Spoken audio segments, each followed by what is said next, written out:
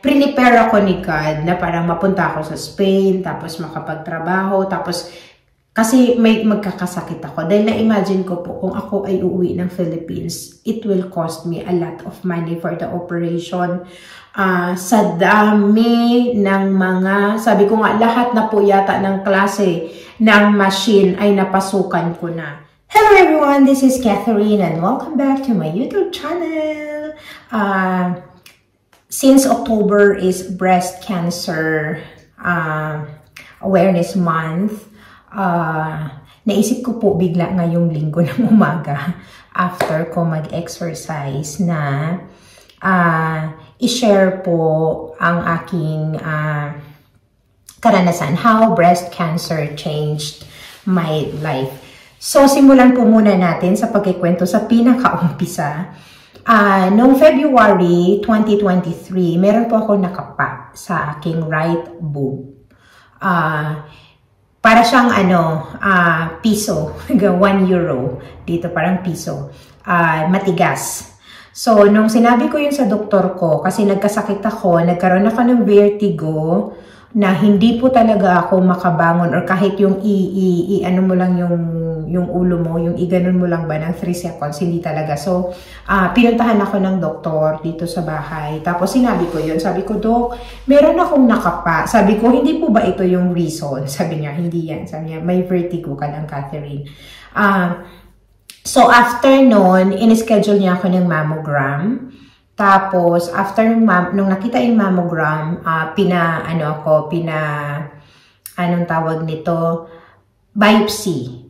So, tandang-tanda ko po nung tinawagan ako ng surgeon, nung dumating na yung result ng biopsy, 1:30 p.m. yung aking appointment. Mag-isa lang ako nun pumunta. Tapos, yun nga. Dito kasi sila direct to the point pag sinabi sa pasyente kung may sakit ka. Walang parang pasintabi. Tapos parang nagulat ako kasi parang pagkasabi sa akin na meron akong breast cancer, parang alam mo yun, ordinaryong sakit lang. Parang yung una niyang sinabi, parang hindi pa siya nag-process sa utak ko. Tapos naalala ko, 3 beses kong tinanong, syempre, di ba, Espanyol pa yung pagkasabi nun sa akin. Tandang-tanda ko po, 3 beses kong tinanong pa ulit-ulit yung doktor. Sabi ko, Dok, may cancer po ba ako? Sabi niya, oo, Catherine. Tapos tinanong ko na naman siya ulit. Sabi ko, tengo cancer en mi cuerpo? Sabi niya, oo. Pero sabi niya, pero wag ka mag-alala kasi, pwede naman nating tanggalin yan. Sabi niya ganon. So parang, pero, nung lumabas na ako sa hospital, naglalakad ako noon. Doon parang, totoo pala yung sa movie, alam mo yung parang, nag-stop yung oras para sa akin. Tapos, bigla, sabi ko, Lord, parang yung ganun pala yun, no? Kapag meron kang parang, seryoso yung sakit na nararamdaman mo. Ang maiisip mo yung pamilya mo, hindi yung sarili mo. Kasi ako, sabi ko, tandang-tanda ko po nung naglalakad ako, sabi ko, Lord, kung mamamatay ako, talagang, ito talaga yung totoong dasal ko. Bigyan niyo pa po ako ng 2 years, sabi ko, para mag-ipon ako, para sa mama ko, sabi ko. Tapos, yung meron pa kasi akong bahay na binabayaran. Promise, yun po yung pumasok sa isip ko. Hindi pala ang sarili natin naiisip natin kapag meron tayong matinding pinagdadaanan. Parang, alam mo yun. So, yun, hindi siya matagal. Parang 1 month, 2 months, pre-process ko sa sarili ko, natanggapin na meron akong cancer. Parang, hindi ako nagsasalita. Basta parang ganon. Tapos, in-schedule na ako for operation. August ako inoperahan dito. End ng August. Inopen nila yung right breast ko. Tinanggal yung tumor na nakita. Tapos, after almost 2 months, October 19, inoperahan nila ako ulit. After nilang napag-aralan yung bukol na natanggal. So, malignant siya. Talagang bad talaga siya. So, inano ako ng surgeon na kailangan operahan ulit kasi nung inoperahan nila ako, yung parang borderline lang yung tinanggal. So, ang gusto nilang mangyari, siguraduhin na walang natira at malinis na malinis. Kaya, kinailangan nila na ng reoperation para siguraduhin na wala po talagang natira doon sa loob. Tapos, after ko ng operation, finorward na ako ng surgeon sa oncologist. So, yung on ko na yung nag-handle ng case ko. Yung on ko, humingi pa siya ng, after ng 1 month na operation, actually, yung first operation, sabi niya, Catherine, bigyan mo pa ako ng 1 month kasi pag-aaralan natin mabuti kung anong therapy ang ibibigay. Kasi dalawa pala yung parang ang pagka-explain sa akin ng onco ko, dalawang grupo. Yung kumbaga, yung case mo, radiotherapy. Kapag, na siya, parang maximum na yung level, ay magki-chemotherapy ka. Ngayon, ang sabi ng onco sa akin, in your case, wala ka dun sa dalawa. Sabi ko, ha? So, saan po ako? Nandun ako sa gitna. Dahil sa size ng nakuha nila. So, sabi niya, gagawan kita ng oncotype, yung sinabi niya sa akin, na yung study na yun ay tungkol lang lahat sa katawan ko, sa ganito, sa ganyan. So, after that study, binigyan na ako ng doktor ng onco ko, ng radiotherapy. Yun ang pinagawa sa akin. So, yung unang radiotherapy ko ay yung internal, kasi dalawa yung binigay na radiotherapy. Internal at saka external. Yung internal is para po akong inoperahan. Siguro para po akong inoperahan kasi pinatulog nila ako 2 beses, tas 3 oras. Yun. Kasi nilagyan nila ng keyholes. Try kong ilagay dyan yung picture ko. Nilagay nila ng 8 keyholes para dun papasok, diba? Tapos pinatulog ako ulit. Tapos, ayun. Ano yung tawag nito? Ano yung paano nabago ang buhay ko sa cancer? I mean, yung breast cancer. Yung buong process po, yung last year, ang nakikita nyo naman siguro, 'di ba, kung kayo po ay kaibigan ko sa ibang platform, nakikita nyo naman yung mga pictures ko, parang ang saya-saya ko lang. Pero actually, kahit yung mga kaibigan kong Pilipino, parang last year naalala ko, sabi nila, ikaw lang yung may cancer na nakikita kong yung masaya daw ako, yung nakatawa pa ako. Sabi ko kasi hindi naman makakatulong sa akin kung, 'di ba, magmumukmok ako, maiiyak ako or ganyan. So, imbis na tawag nito, damdamin ko yung lungkot, ang ginawa ko ay in-improve ko yung health style na yung health lifestyle ko. Parang doon ako nag-focus na sabi ko, kailangan, dahil alam kong may sakit na yung katawan ko, ang ginawa ko, mas pinalakas ko siya. So, mas naging healthy living ako. Nag-focus ako sa mga kinakain ko. Tapos, I really tried my best na hindi naman po talaga ako pumupunta ng gym. I have never been. At wala din po ako plano pumunta ng gym. Ang ginawa ko lang po talaga ay walking every day. Isa yun sa pinaka malaking na itulong sa akin. Kasi parang doon ko nare-relax yung sarili ko. Ini-enjoy ko yung paglalakad. Ini-enjoy ko yung fresh air. Yung araw. Tapos, after ng operation, kasi nabinan ko ng onco na kailangan mag-exercise. Tapos, itong right arm ko, kasi tinanggalan nila ako ng lymph node dito. Kasi ito pala yung parang fuse box natin kapag may cancer yung katawan mo. So, kapag malinis to, ibig sabihin, hindi pa siya nakakalat. So, yun yung sinabi sa akin ng surgeon. Maganda na maagang na-detect kasi magagawan pa siya ng paraan.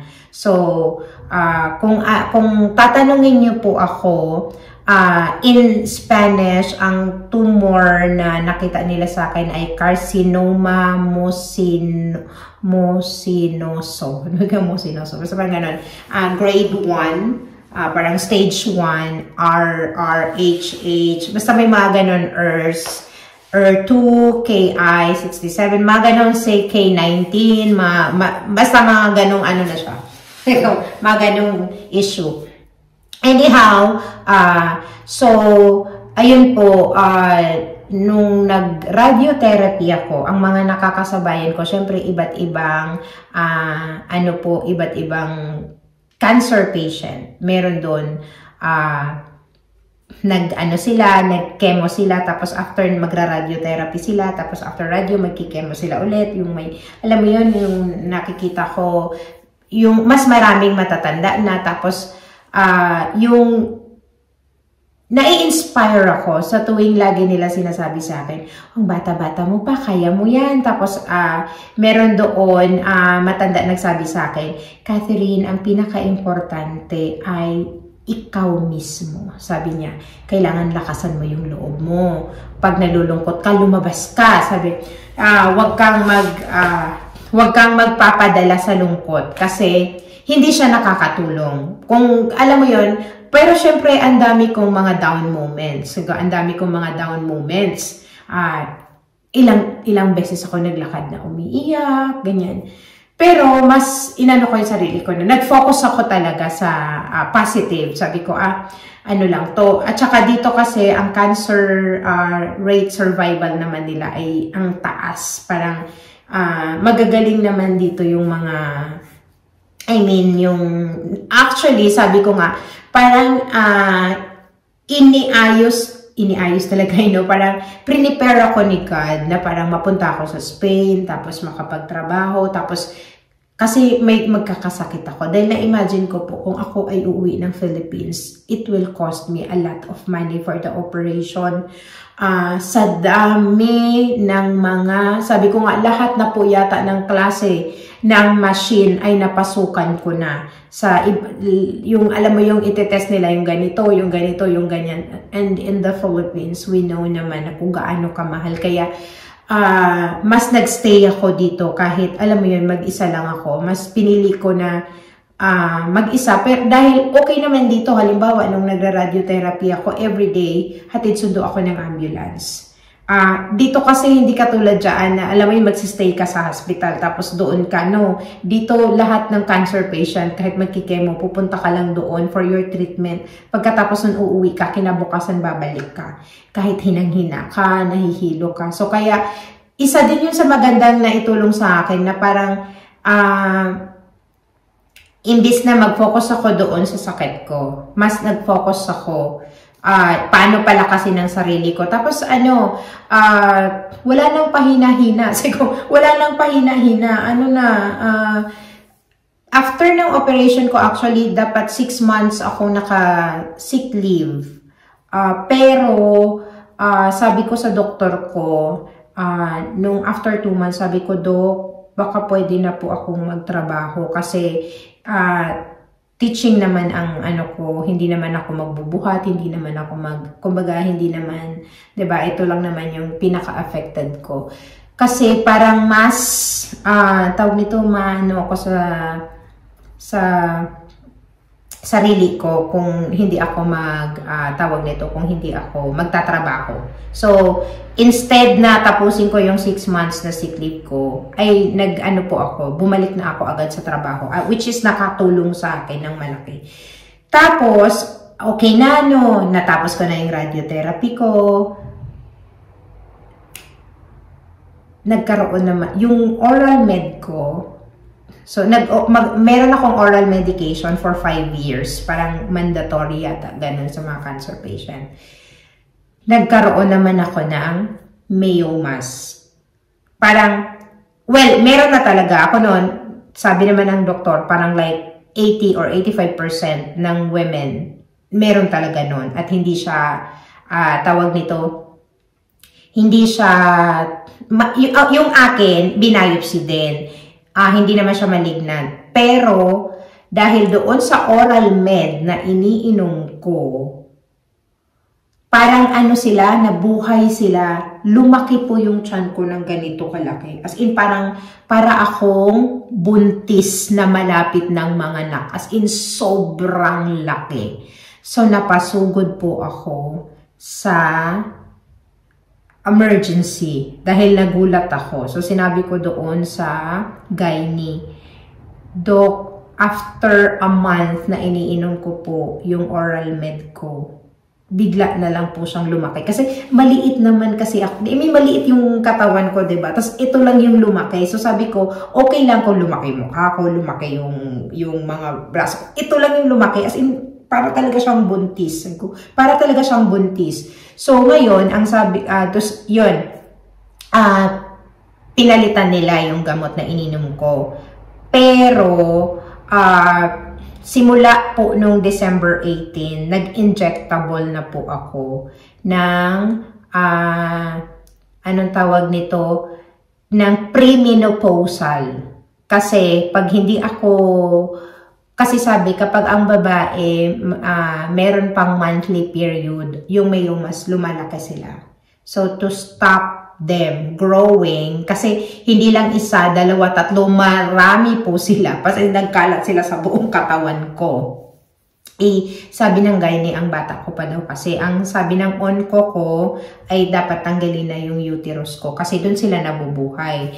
Pero sabi ng gynecologist, i-observe muna natin, Catherine, kung maganda yung effect ng injectable. Kaya lang syempre yung hot flashes, as in, yung mga nagme-menopause, siguro naintindihan niyo po ako, kasi yun ang hindi ako nakakatulog.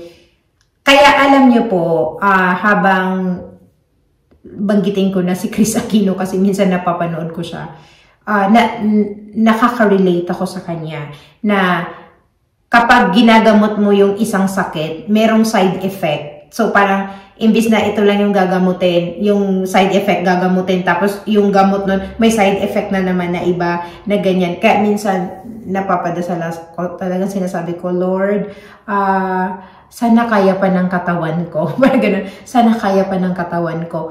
Pero dahil sa tingin ko po, napaka-positive ng aking thinking, ang outlook ko sa buhay, lahat ng results ko, minomonitor ako ng onco every 6 months. May mga tests yan na ginagawa, laboratory tests, at kung ano-ano pa.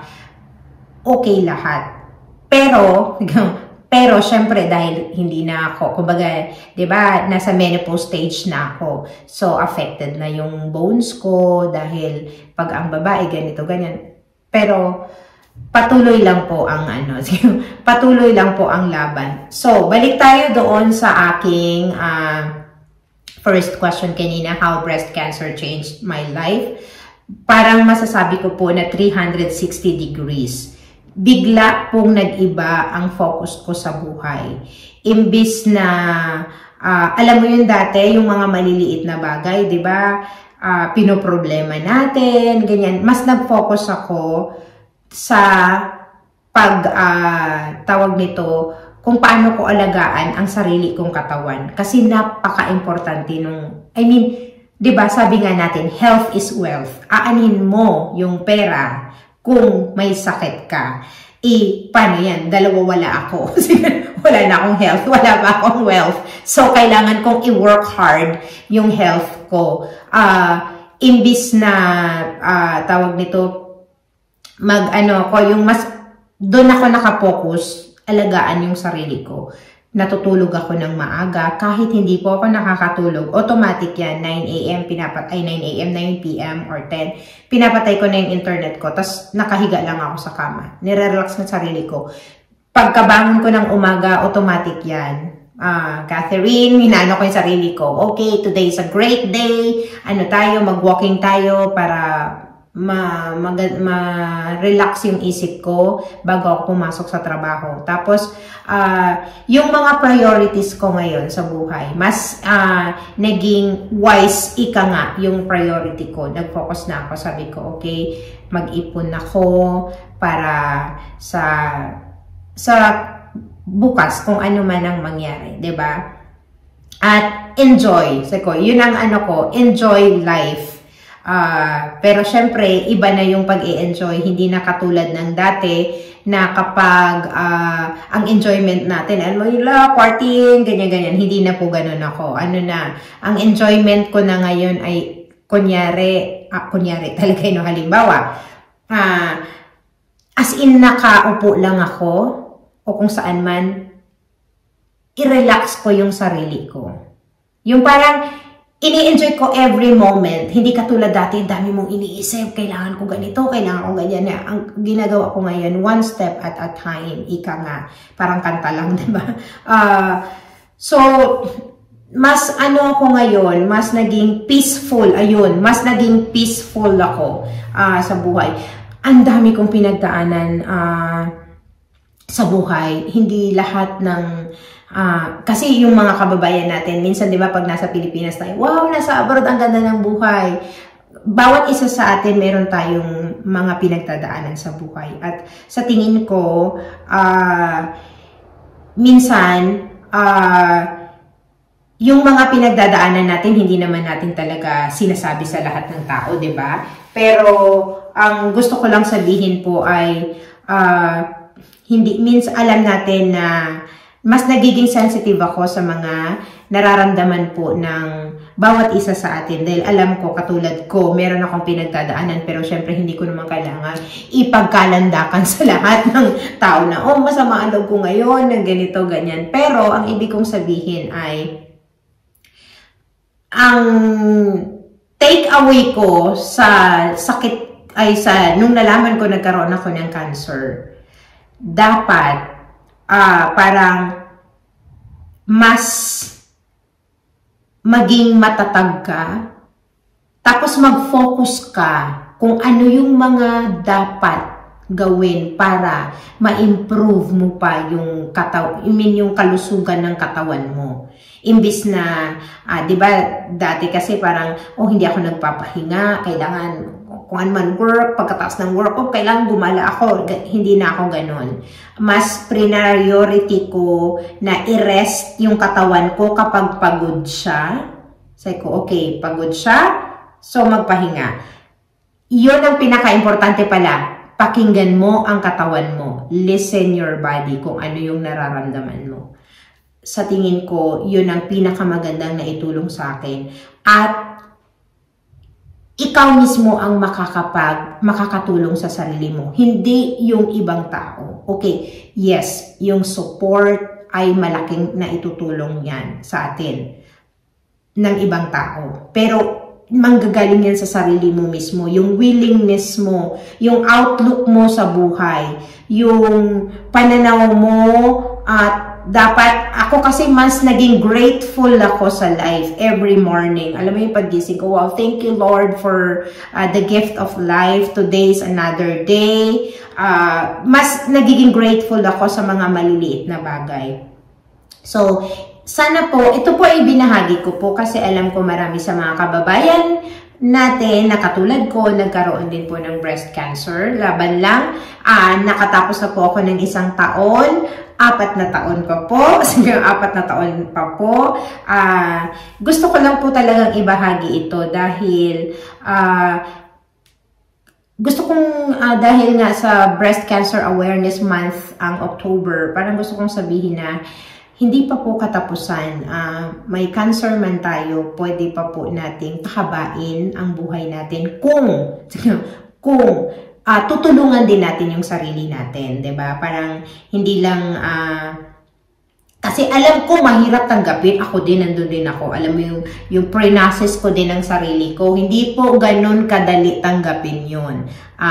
Alam mo yon, ilang months, may mga araw akong umiiyak. I have a bad day, I have low moments, but I choose not to deal with the emotions. Ang mas pinipili ko na, okay, pag malungkot ako, okay, mag-walking ako. So, yun lamang po, ang haba na nito. Sana po ay meron po kayong kahit pa paano napulot na gusto ko lang po talagang mag-share sa inyo. At bago ko po tapusin ang video na ito, nais ko pong pasalamatan ang lahat ng tao na tumulong sa akin, lalong-lalo na yung mga kababayan natin na nandito po sa Spain.